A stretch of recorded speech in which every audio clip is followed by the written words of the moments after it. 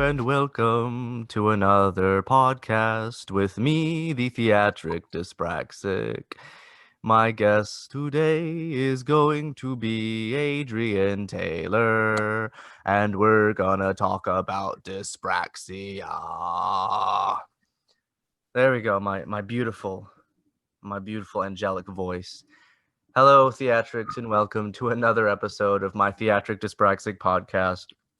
And have not prepared anything this time around, so you're gonna get to see a glimpse into the unmitigated mind of the Theatric Dyspraxic, and as I stammer my way through. But I'm happy to do this one because we're gonna have another Dyspraxic on today. I feel like I haven't had any Dyspraxics on in a while, mostly because a lot of people don't want to come on my podcast anymore, but hopefully that'll change. But I'm happy to have my guest today because it's another Dyspraxic. And what I've realized when I have had Dyspraxics on before is that the conversation tends to flow pretty naturally, and I don't really need to do a whole lot of preparation beforehand because, there's usually a lot to talk about. So I want to welcome you, Adrian Taylor. Nice to meet you, Brandon. Loved your singing, by the way. Thank you so much. It's just something I thought I would try rather than doing the typical boring old thing. I like to spice it up. Love this. So I want to thank you for coming on. I'm really happy to have you. Can you tell me a little bit about your background and where you're from and stuff? Yeah, so I'm originally from Ireland in Derry. I moved to England when I was 19. And one of the reasons I moved, which I'm sure we'll get onto later on in the conversation, is that back when from in Ireland, everyone kind of knew that I was slightly different and had learning difficulties, which I was always embarrassed about and tried to hide. So I thought, if I moved to a different country, those things would disappear and no one would know. If only it were that easy for me. Yeah, no, not easy for me. Jump on a plane, 30 minutes across the water. But yeah, that doesn't work. You can't hide these things, no matter how much you try. No, it seems like I've moved to different places before, and not in different countries, but I've moved to different towns, and what I've realized is that it's pretty much the same everywhere. Whatever you struggle with people, it's still gonna carry on wherever you go, because people are largely very similar wherever you go, pretty much. Yeah, definitely. And I've learned to embrace it as well and not being embarrassed about it. So I'd agree. I realized that it's not a bad thing. It's nothing to be ashamed of. Which took me a long time to realize that. I only really started probably about a couple of years ago not to be embarrassed. And now I'm in my mid-30s, so that's most of my life I've been embarrassed to be different, to be dyspraxic. I'm still working on that myself, and I'm 26. You're not a few years to catch up on me. Yeah, it's hard to do. I mean, it takes time and it takes effort to truly accept that you're different, and you're not even really different in a way that makes you inferior or anything. I mean, it could actually be beneficial. Oh yeah, definitely. That was one of my issues for most of my life. I felt everyone was better than me. The simple things like tying your shoelaces. 99% of the population can do that fine, but if I just can't do it. I've watched YouTube videos for 6-year-olds on how to tie your shoelaces. I just physically I can't get my head around how it works, and I like to think I'm fairly intelligent in a way, but the fact that I can't do my shoelaces, I find simple tasks different or difficult. I always find that embarrassing, to be honest, and I never quite understand why someone who's fairly intelligent couldn't do simple tasks that children can do, and I was just always embarrassed by that, to be honest. I mean, from your point of view, Brandon, are there any kind of basic tasks that you find difficult that most people can do? Oh yeah, well, just as like you were talking about tying your shoelaces, I've always struggled with that. I can barely do it now. I mean, I was probably about 17 whenever I was first able to actually accomplish it, and it wasn't even that well. Like I can tie my shoelaces somewhat, but they just come undone like 10 minutes later. So it kind of defeats the point. um, for me, as far as like tying my shoes, it was never a matter of not understanding the process of it, you know? And I think people always misunderstood that. They always thought it's like, how can you not wrap your head around it? And I would always tell them, it's not my head per se. It's sort of, the way that my fingers communicate with my brain. They just don't sync up. So my brain might be able to watch somebody do it and they'll understand, okay, you loop it that way. But it was always the fact that when I would try to copy that, my fingers just didn't, they just couldn't do the same. Of course, I have like stubby fingers anyway, so that's part of the problem. But yeah, I've actually I'm writing, I've mentioned before that was writing a book about my experiences, and there's actually a really kind of sad moment in my book where my mom is trying to teach me how to tie shoelaces, and I'm just like so frustrated, and things actually kind of took a dramatic turn with that, which when I'm finished with that finally, then people can read about that. But eh, honestly, I mean, it sounds kind of silly in a way, but it just that kind of thing, not being able to accomplish something that the rest of the world views as super simple, um, it caused a lot of emotional turmoil for me. Um, and I mean, it people don't realize, they take that sort of thing for granted, like tying your shoes, riding a bike. They feel like everybody can do it, and if you can't do it, then something is really wrong with you. And to experience that as a kid, as a kid, I wanted to ride a bike. I wanted to be able to go around the neighborhood and just ride on my bike like everybody else. It just seemed like fun. It seemed like the symbol of youth, just see little, kids riding around on their paper route and things like that. And for me, it was just like I couldn't do it no matter how many times I tried. And that's just, people don't realize that it is really hard in that way emotionally. Yeah, definitely. I'm glad you brought about the riding the bike.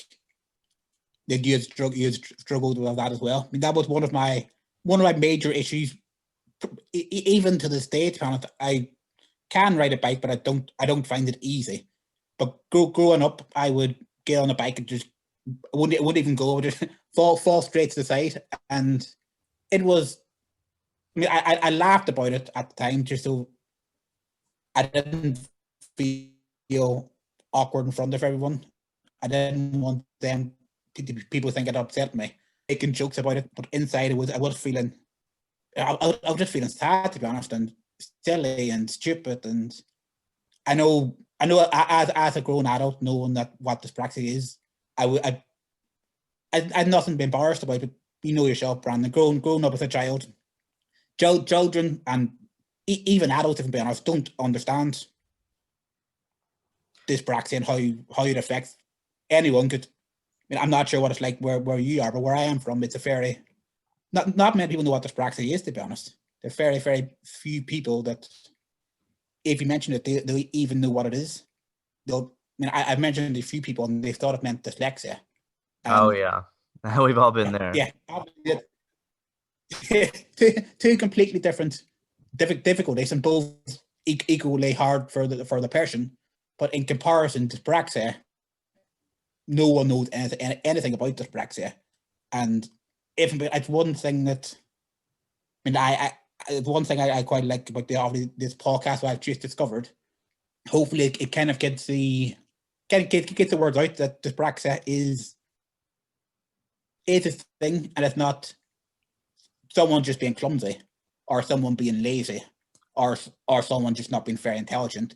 Yeah. It can affect anyone, and there's nothing embarrassed about it. It's not someone being lazy. It's not someone not wanting to do a job.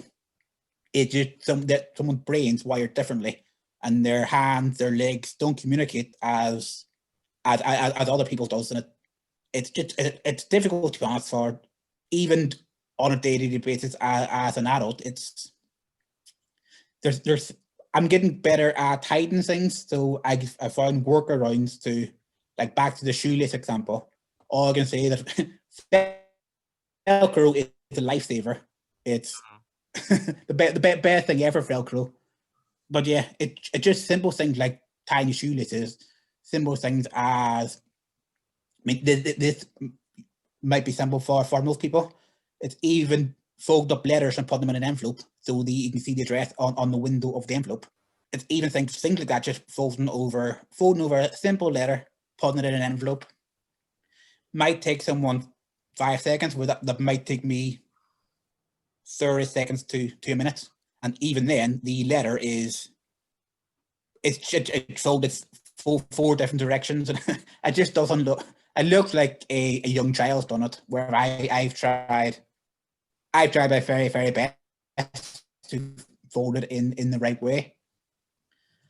And since even things like handwriting, my handwriting it's atrocious, and it's one of the things that I want to come on doing this later on this conversation, Brandon, if you don't mind, just regarding kind of my school days and how, of course, some bad experiences I had during my school days, and how it's affected me, to be honest. For I mean, I've still say it still affects me. Some of the comments from, if being honest, mostly teachers, because most people in most kind of children my age, they didn't really bat an eyelid. They just always knew me as that. I just few comments from the teachers. To be honest, it still affects me to this day, even though I know they were being silly and just being rude and uncaring and not understanding. Mm-hmm.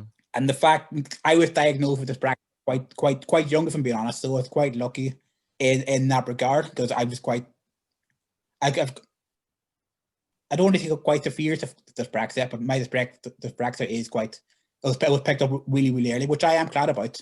But it's the fact that some of the teachers in school, I mean, I remember one teacher, I won't name any names or the subject, on the off chance he listened to this podcast.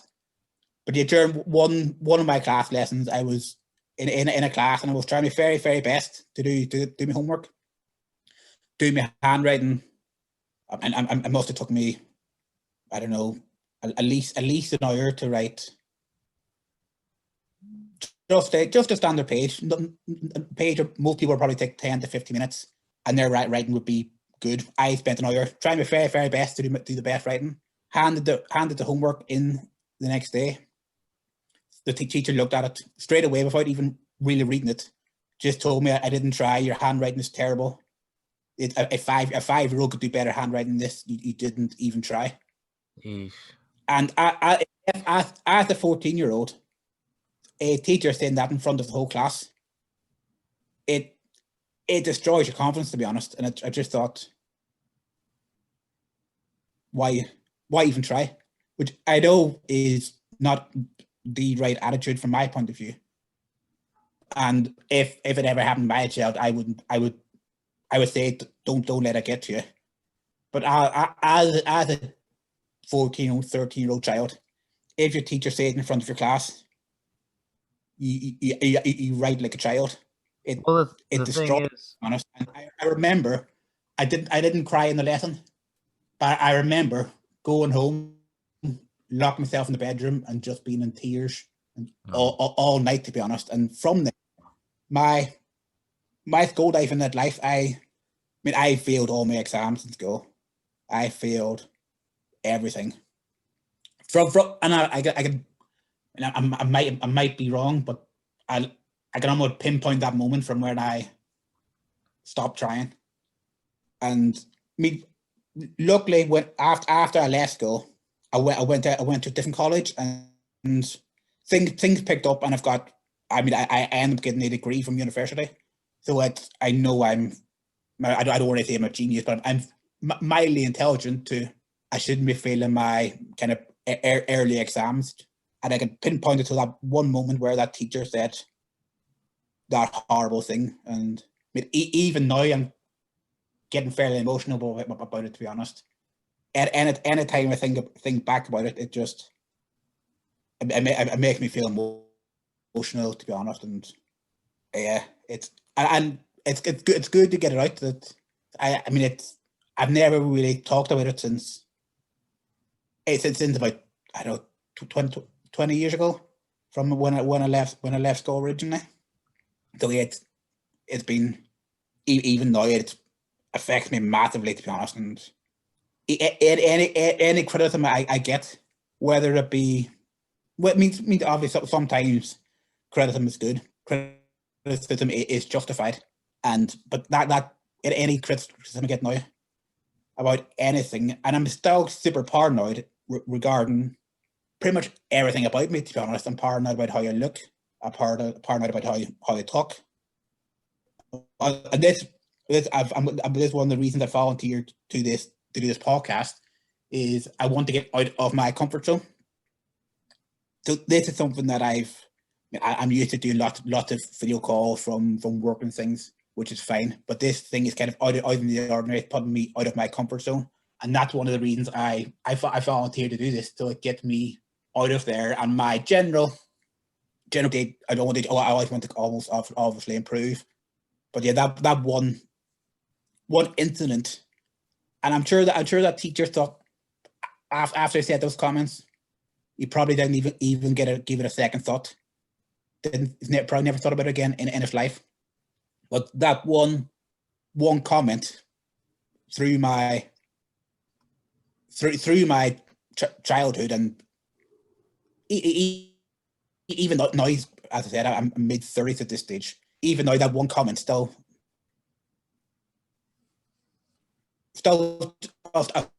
thinking about that comment, and it's comment a lot, and it's that. When you were at school, Brandon, did you have any comment from teacher, school friends that kind of affected you in that way? Yeah, first of all, I just have to point out that I apologize for if there's any problems with the audio. I'm in a room in my house where the connection isn't the greatest. I'm hearing most of what you're saying. I'm hoping that it all gets picked up. But as far as that, I mean, yeah, so many of the things that you were talking about brings up so many memories for me. And one thing I want to say about, how that affected you at that age, you were about 14 at the time. You're at an age where you're already dealing with a lot internally. You're already dealing with mixed emotions, your hormones, trying to figure out yourself and figure out the world. You're trying to fit in to, with your peers.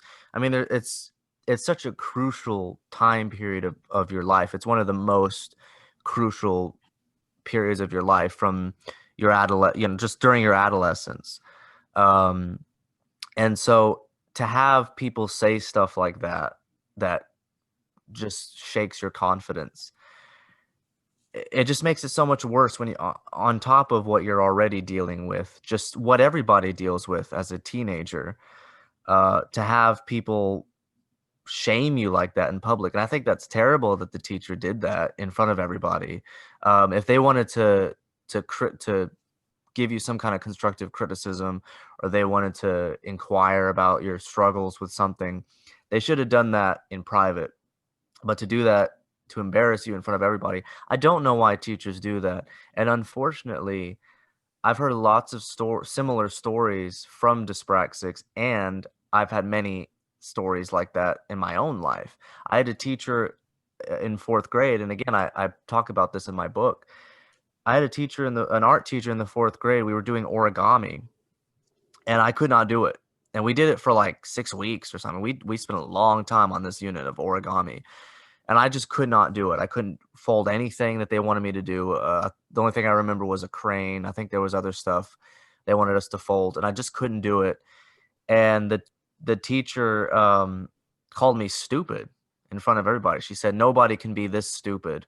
And I started crying in front of everybody. It's one of the most embarrassing moments. And it's only one of many embarrassing times in my life that are related to my dyspraxia. And one of the things that I think, because you say that there's such little awareness over there in the UK, and of course that's true, but I feel like it is so much worse in other countries as well. I feel like the UK is sort of where most of the awareness, even though there's not that much, that's where most of it is. And the fact that you were able to be diagnosed as whenever you were young, as a child, and have that identified, even though I know that it doesn't change anything about how you what you've experienced, um, but you had it recognized early on.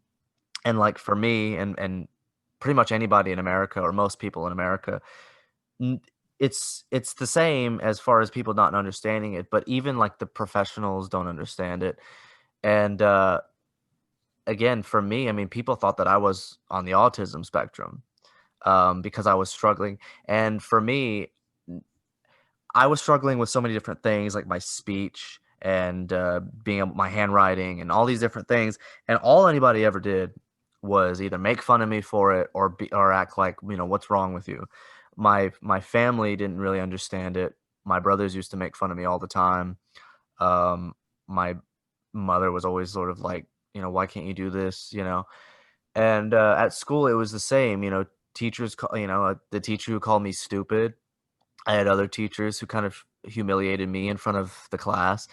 So by the fourth grade, I was so insecure, and I had no confidence in myself that I couldn't even bring myself to talk to people, because I would try to talk to people and I would like slur my words, or I would stammer, and people would call me stupid, just right to my face. And people would not even make fun of me, like, ha ha, it was more of like, what's wrong with you? Are you an idiot? Are you retarded? And to have people say that to you, it really put me in a shell. So people thought that because I didn't really talk, became the quiet kid. So people thought that I was autistic.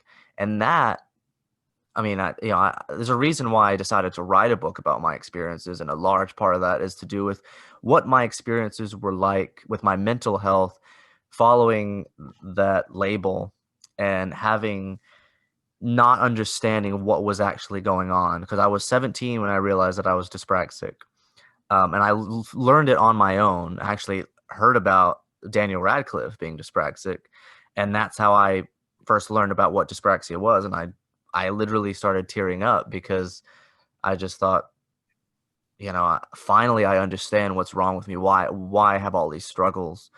Um, when before I really did just think I was stupid, uh, or that I thought my brain was broken. I just thought, did I get brain damage somehow? So I totally relate to you on that level of being humiliated, and being so paranoid about everything, being paranoid about how you look and how you speak. I mean, it affects me even now. I mean, I'm still like kind of a mess, and I'm just trying. I'm struggling to put a life together at all. Um, and it all results from that background, that experience of not understanding who you are, and not having a support system in place, and not having people understand you. And that's why I do this podcast, because I know that I experience this, and a lot of other people do as well. And I think that, I'm glad that you're on, because I think that is the more people speak out about their dyspraxia, the more awareness we can give to it. Because, like you mentioned about dyslexia, there is a lot of awareness. There's more awareness now for dyslexia than there ever has been. And it should be like that for dyspraxia, because I feel like there's a lot more dyspraxics in the world than than people realize. And a lot of them just don't, they go through sort of what I experienced, which is just not knowing, and just thinking that they were stupid, or that they were lazy, or something was wrong with them. And I think people deserve to have an understanding of themselves, because that's, I think, one of the most important things. Yeah, definitely. Yeah, just to back up what you said, Brandon. I know I am quite lucky from being from Ireland and living in the UK. Dyspraxia is not well known, but actually in comparison to the States, to pretty much most of the Western world, it's probably more well known in the UK and Ireland than most other places. But even over here, if I told one of my work colleagues that I had dyspraxia, or my human resource manager, that I had dyspraxia, because she asked if I had a disability. And if I'm being honest, I never know if dyspraxia is classified as a disability or not. It's one of those kind of gray areas. Yeah. So I answered the question. I've got dyspraxia, and she looked at me. She didn't. Do you mean dyslexia? I don't know, dyspraxia. What? And then she asked me what is dyspraxia. So then I went through how it affects me and how it affects different people in different way. No two dyspraxics are the same. Everyone's got different issues. But even then, it wasn't. I still don't think that she really got it, to be honest. And it's hard to put down in words what is dyspraxia. Where if you, I don't want to keep on going back to dyslexia, because that's kind of dyslexia is equally as problematic and serious as dyspraxia. But dyslexia, everyone understands. People got trouble reading the words, the letters get mixed up. Most people with dyslexia have got the same kind of issues. Where people with dyspraxia, as I said, no two dyspraxics are the same.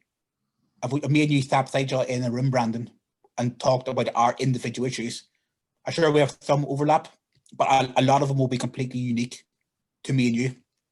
And that's what I always find the hardest to explain. So I mean, if I mentioned to someone that I bump into things a lot. I walk into stuff a lot. I've got no spatial awareness. But if I said that to someone else, I've got dyspraxia, my spatial awareness is bad. I guarantee you, at least 50%, 60% of the time, the person I say that to, like, oh, I bump into stuff as well. Where Yeah. it is in reality, I bump into things. I mean, I've got bruises pretty much across my whole body of just walking into doors, walking into pretty much anything you can think of. I know it's there. People just think as I'm just not looking where I'm going, or just how can you not see that door? It's always there. It's just simple things like that. Where people might just think or they think, oh, I do the same kind of thing, but in reality, it's I don't know how to pinpoint it. It's one of those things that every dyspraxic is completely different. And I mean, you, Brandon, might not have any issues with spatial awareness. That, well, I said everyone's different, but that's why I find it hard to explain. If you Google dyspraxia and look at kind of the main symptoms, I know why I've done it, and I don't have all the symptoms that it says on the drop down list, but I've got most of them, and I'm sure if you look at your Brandon, you have the same kind of thing. You won't have all the drop down options, but it's one of those things that it's hard to put in a word. No one is the, how would you say it, the perfect dyspraxic. Everyone is completely different, and I think that's why people struggle. They can't put their mind on it. That if everyone's unique. Every dyspraxic has got different issues, different problems, different ways of dealing with their issues and problems. I think. I mean, I went for most of. Oh, I was just gonna say. I think that a lot of dyspraxics, they have a good deal of the symptoms, but some of the symptoms are more severe than others. Like you mentioned, though, you bump into things a lot, so it seems like your motor skills are more affected than than other things. And for me, I mean, I obviously have issues with my motor skills, but for me, the biggest issues that I have as far as my dyspraxia is the cognitive stuff, like speech, memory, thought processing. And I do have issues with spatial awareness. That's why I don't drive, or one of the reasons I don't drive, is because I don't trust my own spatial awareness. My reflexes are good. I guess I've built them up over time, so I can kind of avoid like falling down or tripping myself. I do still do it, but it's not as bad as like what I've heard from other dyspraxics where they like fall flat on their face, break their nose and stuff. I've done that more when I was younger, but as I've gotten older, I've kind of found ways to kind of let my reflexes kick in, but I still struggle a lot with my thought processing and stuff. Yeah. Because all my thought process, and I know you mentioned about your memory. My memory is fine. I've got no major issues with my memory. My short-term and long-term memory are very good. One issue that I've got is if there are 2 or 3 conversations going in the room from different people, I can't focus. So if someone's talking to me and then someone behind me is having a completely separate conversation, I can't focus on the person who's talking to me. I need always full attention of who I am, who is speaking to me. I can't deal with background noise, if I'm being honest. And I'm not even sure if that's a dyspraxic issue or not. It might just potentially be me. But there's lots of things that do affect me in that regard. And I know you mentioned about reflexes. I think my reflexes are, I would say above average. And one of the reasons, maybe because I played quite a lot of football, soccer, when I was growing up. So you need fairly good reflexes for that. So my reflexes have always been fairly good in that regard. But yeah, there's so many issues. Like, I mean, we could speak for another 3 or 4 hours and not even get to the bottom, get to half of what we need to talk about. Yeah. Yeah. Whenever you were, what was the first, when were you diagnosed with dyspraxia? So I started getting tests when I was probably about 5 or 6. I mean, I had brain scans. They thought potentially I had autism as well. Cause I like you, Brandon. I was the quiet kid. I was the one who liked playing by myself, didn't really socialize with anyone. So pretty much from as young as I can remember, I was getting tested for. I think I was going to the hospital pretty much every week from about 5 years old till about 8, probably about 8 or 9, and every week I would go from the hospital, which was probably about a 2-hour drive from where I went to school. So once per week I would go to the hospital for test after test after test, and then eventually, when it was probably around 8 or 9, so fairly young, they did diagnose me with dyspraxia. And I mean, at that age, I didn't really know what was going on. I was just glad that I didn't have to go to the hospital again.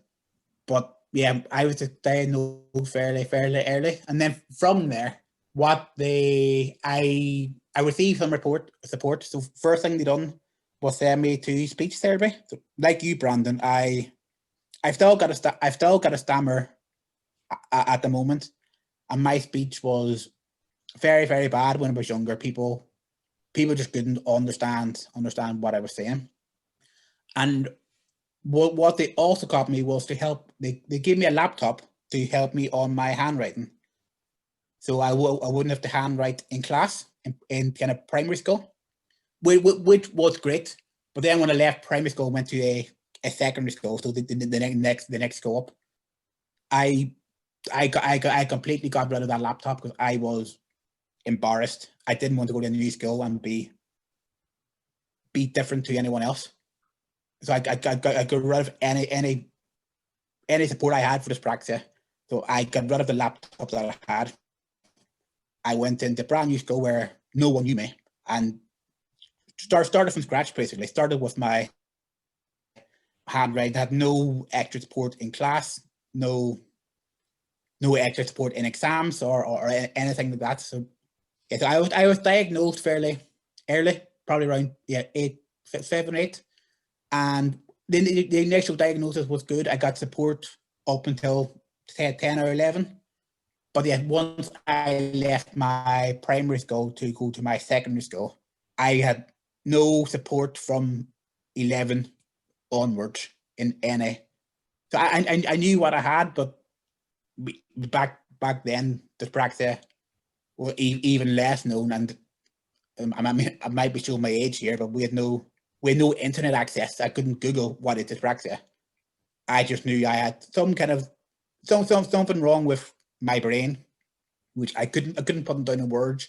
I couldn't describe it to anyone. I just thought I something wrong with my brain. It's damaged, and I fall over a lot. I can't write. I can't really speak. I'm not good at sports. I'm socially awkward. I don't deal well in groups. I struggle with. I mean, one thing my wife always tells me off about is that the level of my voice. So a lot of times I'll either be mumbling where she can't hear me, or I'll be shouting, and yeah, and I don't know. Yeah, I don't know. I think I'm speaking on the same level, but she's like tell me stop shouting or stop shouting or speak stop up. mumbling. Yeah, the people Yeah, do that to me all the time. I'm either shouting or, and I hear recordings of myself sometimes. I'm just like, why am I just so loud?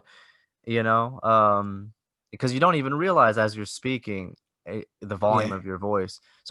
And since I do theater and stuff, that's something that I'm always like self-conscious about. It's like, am I loud enough? Am I too loud? It's always great when you're on stage because it doesn't matter if you're like, you can be super loud, you know.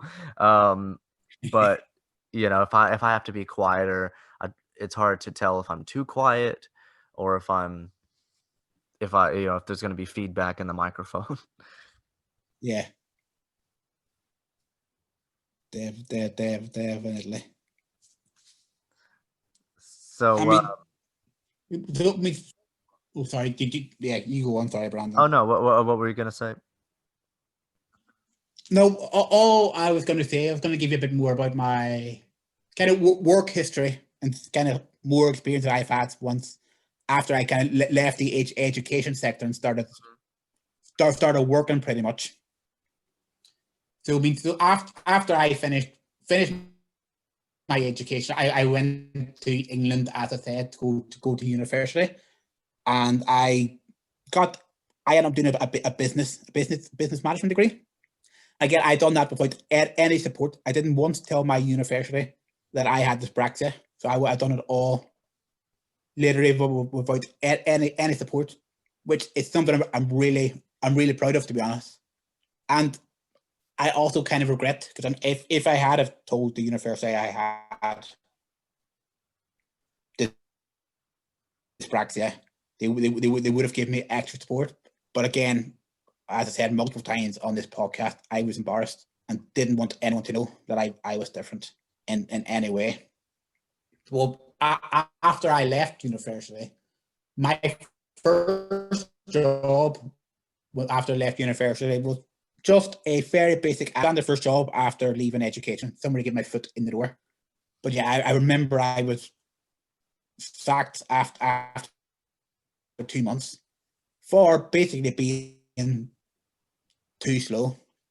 So one of the things I've mentioned earlier that I struggle with is putting letters in envelopes. So one of the tasks was printing out 100 letters from the printer, putting it in an envelope, stamping it, putting it in the post box. Fairly standard thing. But where I might have took someone 10 minutes to do that job, it was taking me close to an hour, just because I didn't have the speed, the confidence to fold in the right area. So I was being extra careful, and then still potentially getting it wrong. So I was fired from that job probably I think it was after about 2 months, so fairly early. And as you can imagine, your first real job, you get fired after 2 months from a basic job. It destroyed my confidence, The thinking same thing I happened to wasn't me. ready for it. Yeah. I mean, yeah, you probably understand how you were feeling. You're probably feeling the same way. It just destroys your confidence.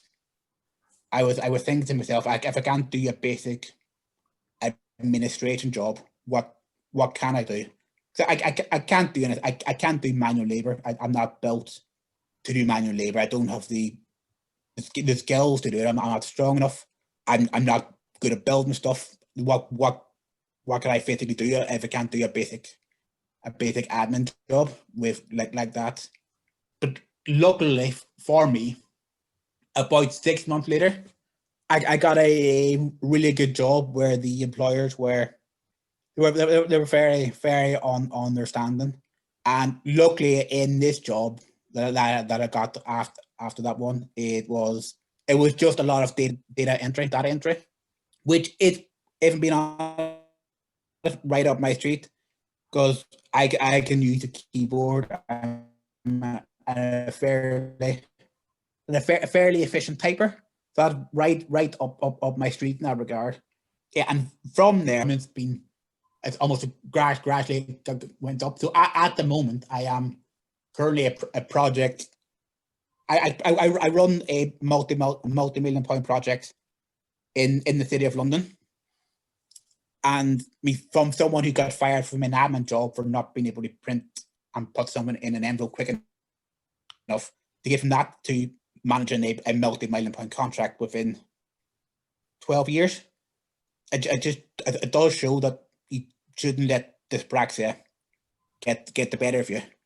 Even now, and this will never change. I finally learned to acknowledge this. That I am different from everyone else.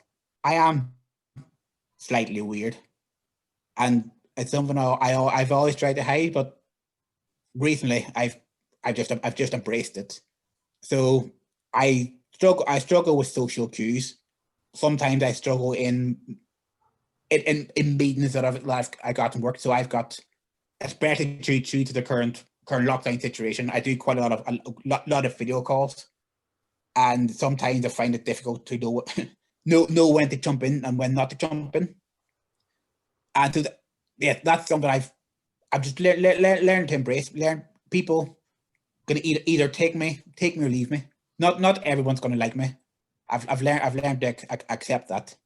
It's people will pick fault in pretty much anyone, and there's believe me, there's plenty you can pick fault about me and my general personality and behavior.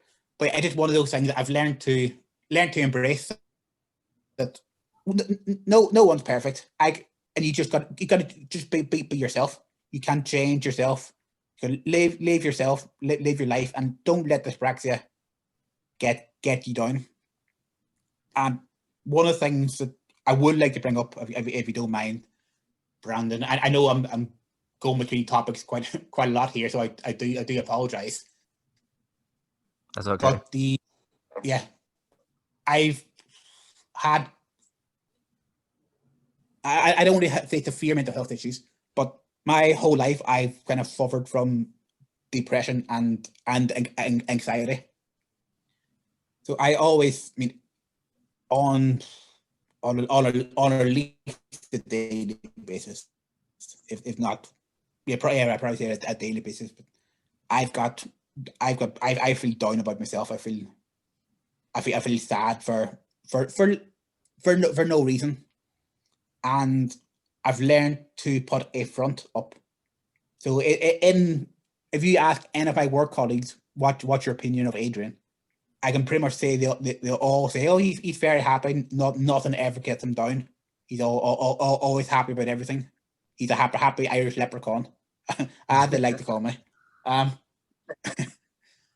in reality, it's just a facade. I put a smile up to please people. So I don't want people to see that actually in the inside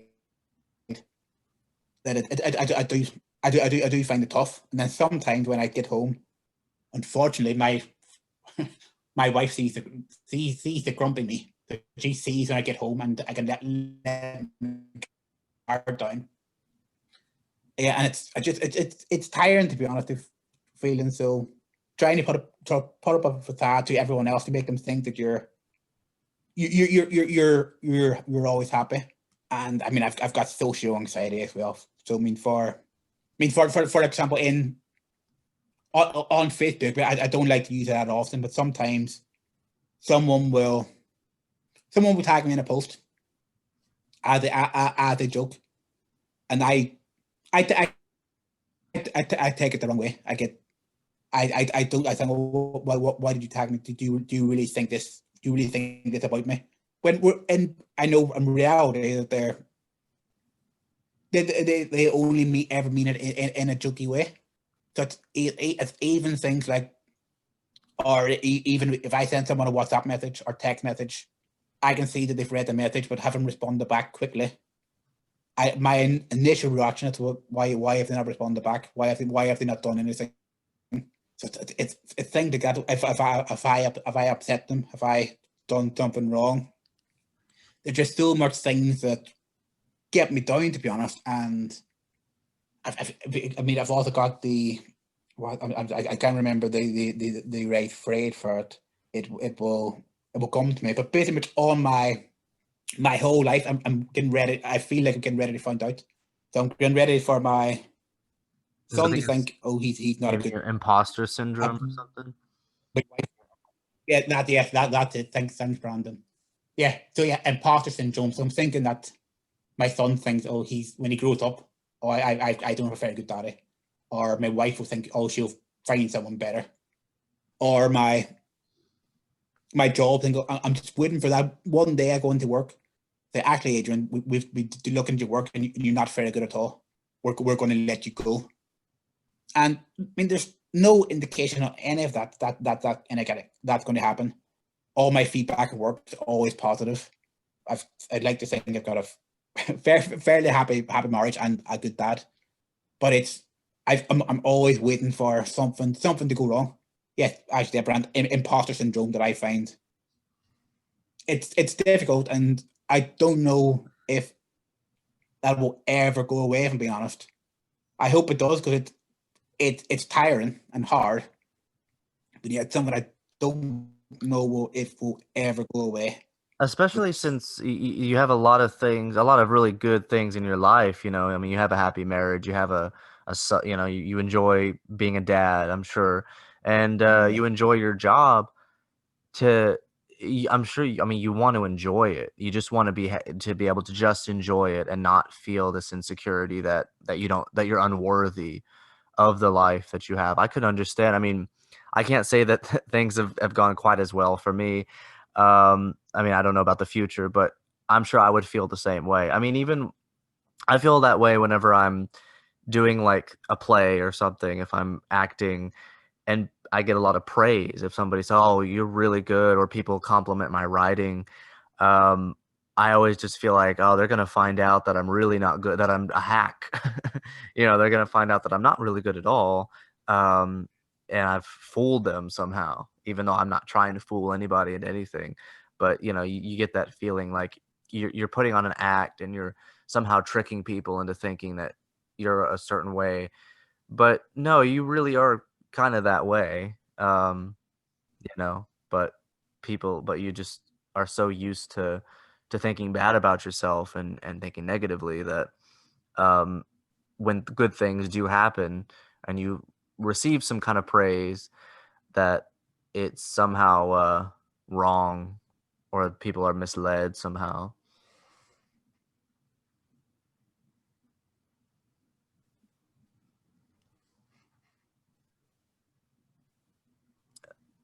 Um, my internet may be messing up. They're still Yeah, there. and it's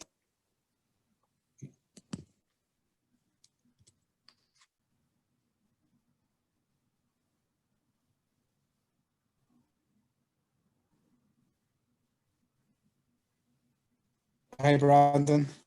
Hi. I think my internet cut out. I don't know if I'm hoping that the recording that we made. Hi, can you? Oh,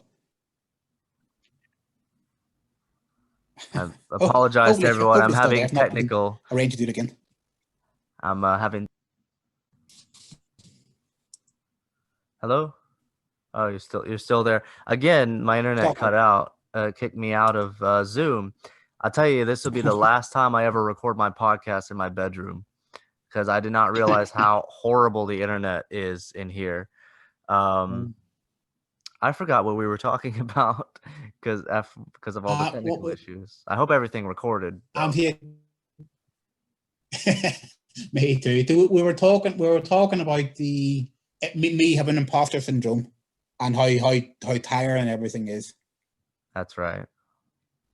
Yeah, so I think we pretty much covered that topic. I mean, but it goes to show that, like you said, everybody with dyspraxia is different, and it's because we all have different personalities. We're all still our own people. It's not a personality disorder. It's an issue that it's a neurological thing. So even though most of us have very similar experiences, because we have dyspraxia, I mean, you're bound to have very similar experiences, and I think we have a lot in common. Personality wise, we are all unique people. I mean, we would still be the same people if we didn't have dyspraxia. It's just one thing that we deal with. That's why I don't only focus on dyspraxia. You know, if you've looked on my podcast, I've had other people on here too. I mean, just I interviewed, the last person I interviewed was an actor, from a sitcom, and so it doesn't define who we are, but it does affect our lives in a lot of ways. But definitely, I mean, the important thing is, as you said, don't let it define you. Everyone is their own person. Everyone's got their own personality. The important thing is not to let dyspraxia define you. Be your own person, and don't be ashamed of it. Don't let it be who you are. Be your own person. Be how you want to be. You just got to learn to live with it, and yeah, it's just don't let it define you. It's probably if any are listening to it, and you could have one lesson, take one thing away from this podcast, is don't let dyspraxia define who you are. You're your own person. You make your own decisions, and you make your life of what you want of it. So unfortunately, sometimes we might have to work harder than other people, which it isn't necessarily fair. But we've also got our own strengths that some non-dyspraxics won't have. I've spoken to a few dyspraxic, and generally we're quite good at thinking outside the box, thinking outside of the standard thing. So I think that's quite good. We're very observant too. I've noticed we understand things that on a level that a lot of people who are neurotypical typically don't. So we'll notice things, we'll figure certain things out. Like I'm really good at like understanding, people. Like I'm good at reading people, which just goes to show that it's ridiculous to think that I'm like on the autism spectrum or something, because I feel like the opposite sometimes. Like I'm really good at sort of understanding people. But yeah, I have this thing that I deal with, and had it been recognized earlier in my life, and I was able to realize, okay, this is just one thing that I deal with. It doesn't affect anything other than my motor skills and certain cognitive things. If I understood that earlier on in my life, then I think I would have been a lot happier and I would have been a lot more stable. But unfortunately, that's not the way that it happened. But sometimes it should just be seen as it could be seen as a cautionary tale. It could be seen of like, okay, this is how this turned out. Maybe in the future our society can do things different. I think that's kind of how we learn and grow as a society, is people can tell their stories, and we can kind of figure out what went wrong so that people don't have to go through this again.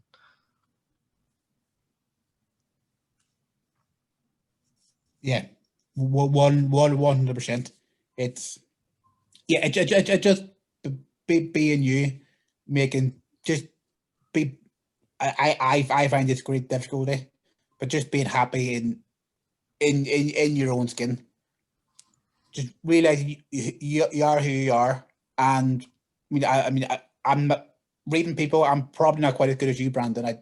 I'm not always the best at reading people's emotions, but yeah, we've all got our own skill. You just got to embrace it and live live your life how you see fit, and don't necessarily worry about being a people pleaser.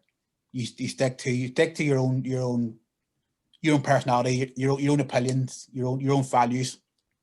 You just got your own person, and don't not that you shouldn't care what other people think, but you shouldn't let them dictate what you think. Well, You should be your own person, and yeah. It's like what I've. Sorry, were you going to say something, Brandon? Oh yeah. I think it cut out for a second, maybe, but it's like it's a good example of what you're talking about. I mean, what I was dealing with. People have listened to some of my previous podcasts. There was some issues going on with me and members of the Dyspraxic community, or certain members anyway.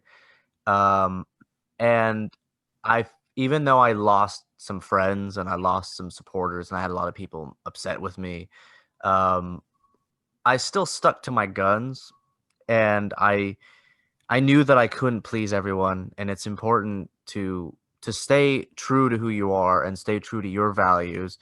And even if people are against you for doing that, for sticking up for yourself and for doing what you feel is right, it's important to just stay true to who you are. And that's just a good example of that. Even because I mean, I like to think of myself as somebody who, maybe not a champion for Dyspraxics or anything, but yeah, I'm somebody who tries to give people a platform to share their story, and so I try to support Dyspraxics as much as possible. But sometimes, even with other Dyspraxics, there can be personality clashes, and that's sort of, I've realized that myself. And even though you try to be respectful to people and you try to be as helpful as possible, you can't please everyone, and you have to, no matter what, you have to kind of stay true to what you believe in and what you feel, rather than letting other people's sensibilities sort of dictate your behavior.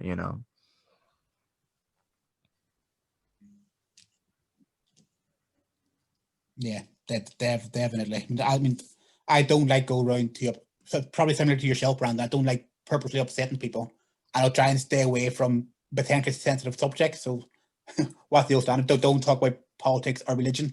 So, I gotta stay away from those kind of subjects. Yeah, But or yeah, gender. or gender, amongst other things. But yeah, just try and stay away. I try and stay away from any kind of sensitive topic. But if someone does ask me my opinion on politics, on religion, I'm more than happy to give my opinion, even though if potentially that other person might not like my opinion. Mm-hmm. But I wouldn't necessarily be someone who would bring politics up, bring religion up. So yeah, I think you just got to believe what you can, don't you? And you have to accept that not everyone's going to agree with everything. I mean, you have your opinions. People don't have to agree to get on everything to get along. It's like one of my best friends, he and we pretty much disagree on everything, but we're still, good friends. So, everybody's different. And I mean, I feel like we kind of got off a little bit of a different topic, which is my fault. But it just goes to show that Dyspraxics are all different, and sometimes you can clash with them too. But we should try to be united more than anything. But again, if people are against you, or people are throwing you under the bus, you gotta stick to your values and be respectful to yourself as well, because even if you're not the most popular person, it's better to just be true to who you are rather than just try to please everybody, because you just can't, no matter what. No, yeah, you're right. Yes, you can't you can't please everyone. No opinion will keep everyone happy. Everyone will at least one person will disagree with you. You just got to stick to your beliefs and try not offend people at the same time, which isn't always easy. That's it nowadays, yeah. And if also try not to get so offended. I mean, you have to look into people's meanings, and even if somebody says something you don't like, they're free to say whatever. They're free to express their opinions. They're free to express themselves.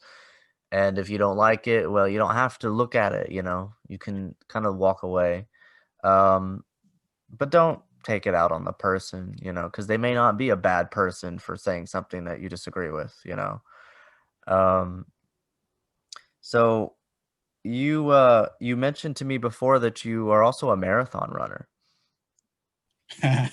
Runner is a strange word, but I have completed 5 half marathons, six half marathons, sorry, and one full marathon in the last 3 years. So probably about 4 years ago, I was sit watching the London Marathon, and I got the silly idea of thinking, oh, that looks easy. I can be a runner. And next thing I do, I signed up for a half marathon, and 6 months later. Bear in mind, at this stage, I couldn't run. I couldn't run to a bus without being out of breath. So, as a natural thing to do, I'll sign up a half marathon. Yes, since ever since, to be honest, I've loved running since then. I've never had any interest before running. I've never been any good at sports. I mean, I've always liked watching sports on television, but I've never been good at playing them. So I've never really tried, to be honest, that much.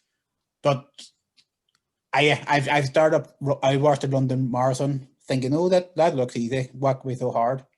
But yeah, once then I've started doing it. Yeah, and since then I've done 6 half marathons. I've done one full marathon and raised over £3,000 for charity at the same time.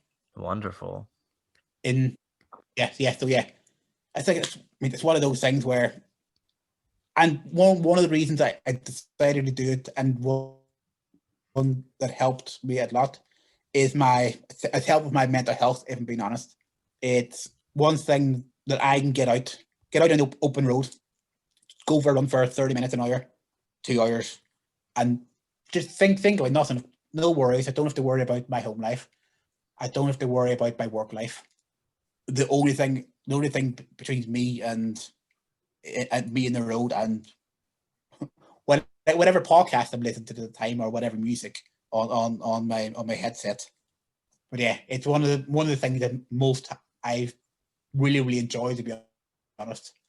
And I mean, I haven't been Dyspraxic doesn't really affect me in that regard.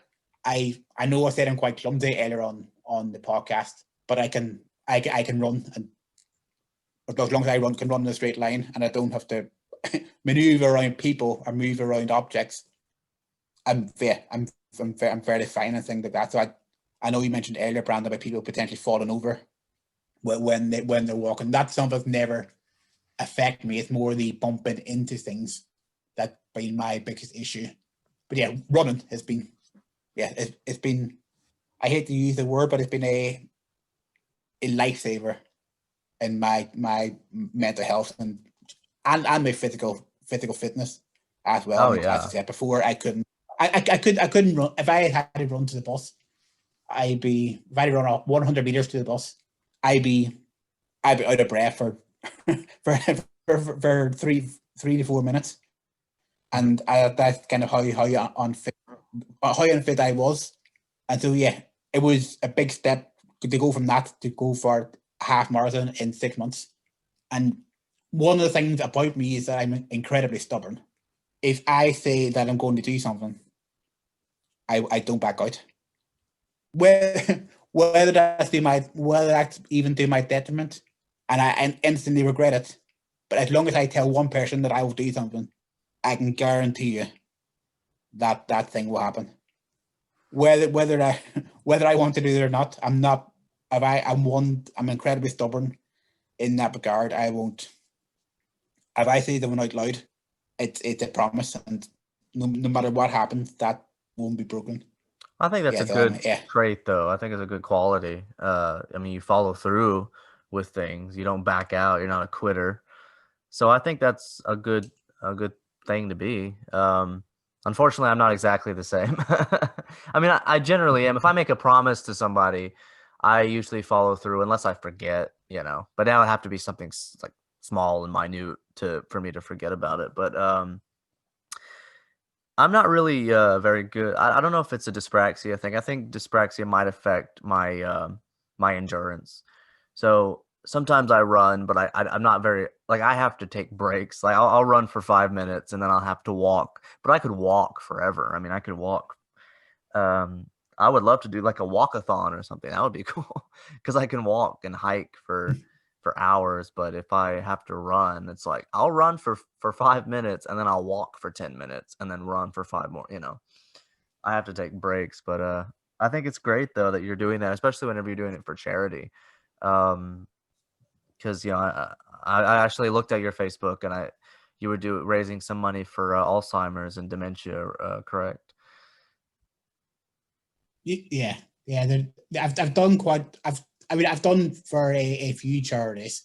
So I don't like to commit to one charity. So I've done for the Make a Wish Foundation, which I believe originated in the States, didn't it? So I done charity fundraising for Make a Wish UK in Ireland. I've done fundraising for, as you said, the Alzheimer Society and dementia. And I've also done fundraising for a charity called Thomas, which it's a UK based charity, and they specialize in helping mothers who's had miscarriages and lost kind of their babies before they were born. So they specialize in that and kind of helping research into that, and God willing stops kind of the long term impact of miscarriage and giving support to the woman, the mothers or fathers whose babies don't make it the full term. I've Yeah, known a I few. do. I've known a few Yeah, people who have gone through that, and it is tough. It is really no, hard. yeah, it's not a nice thing. I wouldn't wish it. I wouldn't wish it on my worst enemy to go through No, something like that. it's terrible. Yeah. Do you have anything coming up? Any kind of charity runs or anything like that coming up? Oh yeah. So I've got one signed up. COVID permitting. We don't know what's going to happen in the next few months. But yeah, COVID permitting, I've got another run in London in March for another half marathon, and I am fundraising for that as well. For again, this one is for Thomas, so the miscarriage company or miscarriage charity, should I say? But yeah, it's that one that is that and the Alzheimer's one are the two that particularly close to my heart, because my dad's recently been diagnosed with Alzheimer's as Oh, I'm well sorry to hear that. in the last 12 months. That's fine. That's still fairly early days. But yeah, My they're grandmother the two. passed away from Alzheimer's, so I've seen sort of how that affects people. No, yeah, the horrible disease. That didn't. Yeah, the terrible disease. But yeah, it's very close to my heart. Those two, they're both personal as well. Is As there? nice as Go ahead. now, you know what I was going to say. As nice as the Make a Wish charity was, and they do great things. That was never personal to me. I've never had a personal attachment to that charity. Whereas the two charities I've just mentioned, they've both got personal meaning. I've went through both of those, or got family members who went through both of those as well. So yeah, they're both very close to my heart. Those two charities, they both do great things. Well, I wish your father a lot of luck and hope that he's doing well. Um, is there anywhere that people can donate that you would like to mention? Any websites that maybe people can send their donations to for either of these charities? So I do have a Just Giving page. If you wouldn't mind putting a link on the description. Sure. Yeah, I'll send the link. Provide that for me, and I'll be happy to do that. Amazing, thank you. But yeah, I mean, it hasn't been on. I've just created the page for this charity, so at the moment there's 0 donations. But it's still. Well, I can't promise that you'll get a lot more from this, but yeah, I can't promise. can't promise any donations, but yeah, I mean, any donations, big, small, I can guarantee you it will make a massive difference to someone's life. Does it work if they're outside of the UK? I don't really know how donations work across country, because I'm Oh sure yeah, that some Americans might listen to this if they do at all. no, I'm sure you got lots of listeners worldwide. But yeah, Being kind, but yeah, anyone can select me. I've got quite a lot of family all my families in Ireland, and a lot of them use a different currency, so they'll use euros, whereas in the UK we use sterling, but pound sterling. But yeah, you could donate in any currency around the world. You can donate, and it'll just automatically transfer to pound sterling once it reaches my end. okay, that's good. But yeah, any donations, big, small, $1, $5, $100 would be amazing. $1 million. Yeah, God $1 million willing. will be. I've been this podcast every single week. Every time I give me $1 million. Yeah, you get a library named after you. Yeah. Well, that's good. I'll definitely put that in the description. Before I go, I want to ask, what do you think people should know about dyspraxia? What would you like to see change in the world as far as raising awareness for dyspraxia and how people treat people with dyspraxia? That's a really good question, and something I've thought a lot about in kind of preparation for this podcast. I think dyspraxia is, as I said earlier, not widely known. So I think the first step is getting dyspraxia known. If dyspraxia is not known, the rest of the question is mute. Dyspraxia needs to be widely known as other learning difficulties, such as dyslexia, such as pretty much any learning, potentially autism, and any learning difficulty. If no one knows about it, people won't treat you different.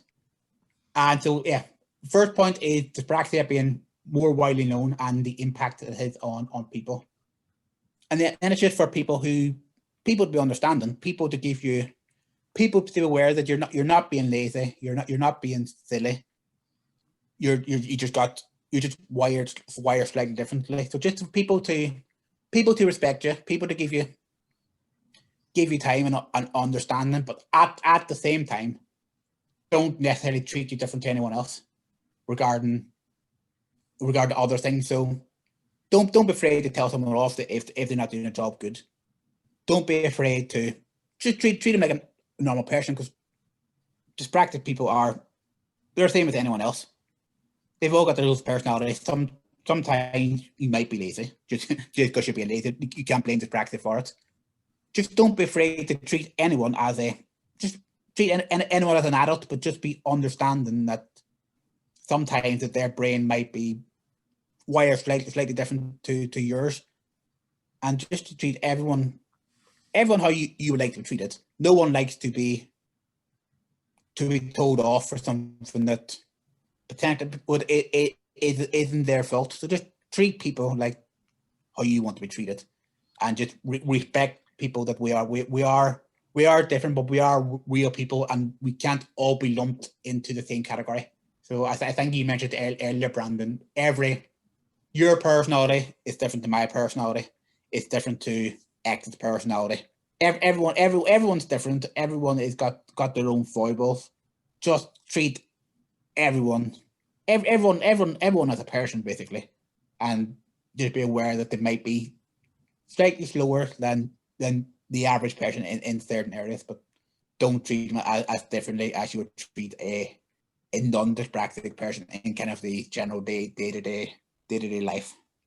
Well, whenever you like in a work setting, whenever you realize that somebody has a disability, you generally you sort of work around that. You provide resources to help that person so that they're able to do the job in their way.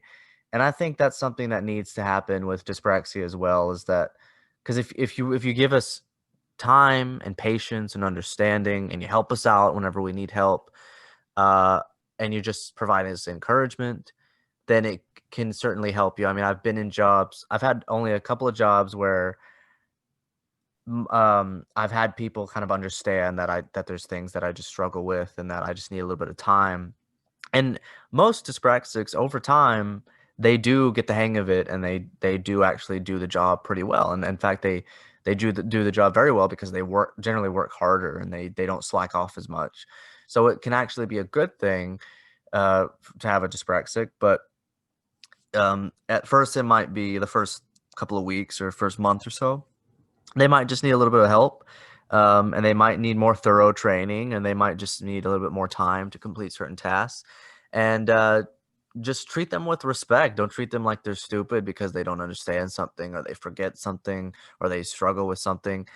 I think that's the most important thing is to just have an understanding of what it is and that it is different from being stupid or lazy. Um, and I just think, like you said, that's the number one thing is just having people have a little bit more awareness for it. Have people aware and understand what it is and how it affects you, and that it does not affect intelligence. So you don't need to treat somebody differently. If you know somebody who's dyspraxic just on a social level, if they're a friend of yours and you're hanging out or something, the dyspraxia is most likely not going to affect them that much unless it affects maybe their speech a little bit, but that's not going to hurt anything. So, treat them as a human being, but understand that there's things that they struggle with more than others. Just like anybody else, it doesn't affect their personality or their intelligence. Just have that understanding. And that's why I do this podcast. That's why I'm writing my book. That's why I do my blog. All the things that I do is so that people can understand how it affects me and how it in turn affects other dyspraxics. And that's why I like having people on like you, where you can share your experiences. And of course, there's so many things that you said about your experiences that I relate to, and I'm sure just about any dyspraxic listening to can understand as well. So I think it's comforting for dyspraxics to hear about other people's stories. So thank you very much. It's fine. It's been good to be on. I've really enjoyed it. Before I close it out, is there anything else that you wish to say? Any parting words? The only thing I the only thing I wish to say, Brandon, thank you very much for having me on. And if you take one lesson from this podcast is, I don't want to sound like a teacher or a lecturer, but just be proud of your dyspraxia, and it's nothing to be ashamed of, and embrace it. Absolutely. Well, thank you so much. You certainly, and I think you're a good example of somebody who can be dyspraxic and have a good life. I mean, you have a great marriage. You have you're able to you're able to raise children. You are able to do a job where you are financially stable and happy doing it. So, take this as a success story. You can accomplish great things even if you have a disorder or disability or whatever you want to call it. You're able to do great things. So once again, thank you very much. And Theatrics, thank you for listening. Thanks, Brandon.